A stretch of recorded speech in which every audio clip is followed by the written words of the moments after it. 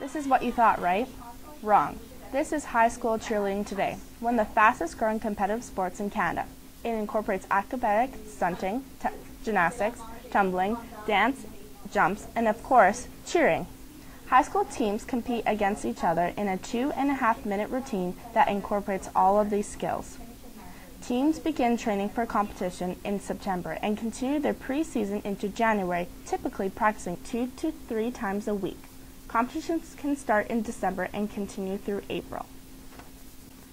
A typical practice will consist of a warm-up, team stretching, stunt work, jumps, motion technique, tumbling, conditioning, and finally a cool-down and stretching for flexibility.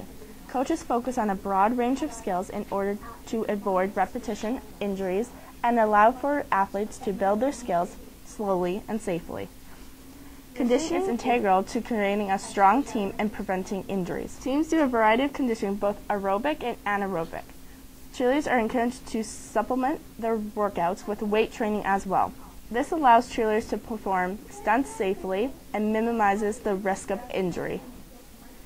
Progressions are stressed at all coaches' training sessions. No skill, whether it's tumbling, stunting, or jumps, should be taught without first teaching the previous skill and the mechanics behind it. Perfection before progression. In tumbling, it is important to focus on the body positions, strength, and core. A cheerleader should never attempt a cartwheel until they can complete a 4-roll perfectly in order to prevent injury. A cartwheel leads to a round-off to a bridge to a back walkover to a back handspring, and so on. Each skill must be carefully taught, safely spotted, and practiced until perfect. The same is true for jumps. A cheerleading jump is a very unique skill, and many new athletes struggle with the technique.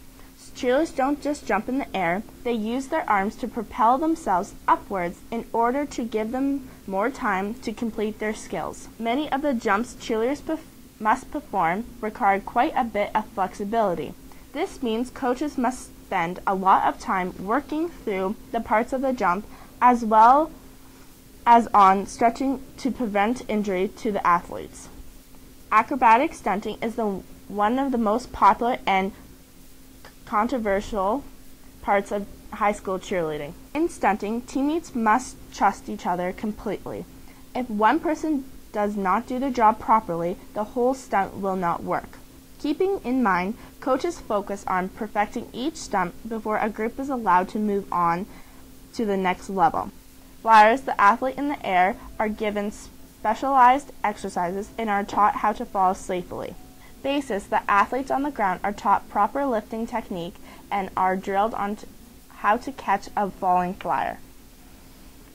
In all higher stunts, there is an athlete whose main job is to protect the head and the neck of a flyer. Safety must be absolutely stressed in order for a stunt to be effective.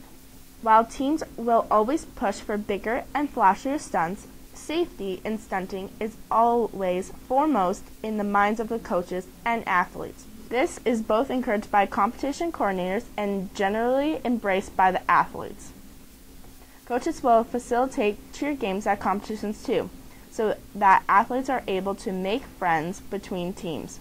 When a tricky stunt hits or a team completes a difficult tumbling skill, their competition will go wild. If a stunt looks like it will fall, the other teams will cheer especially hard for the competing team to hit. Each team wants the others to do their best. We all know how hard the other teams have worked. There is little hierarchy among the teams based on skill.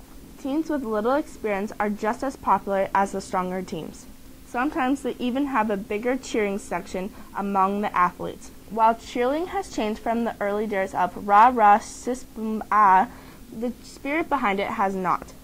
Many school cheer teams continue to support their school's athletic programs either by creating posters, working at athletic events, decorating locker rooms, or cheering at games. Some cheerleaders can spend hours working on school events, only to be made fun of as pom-pom wielding airheads. This has led to the current trend where more and more teams are choosing to focus on competition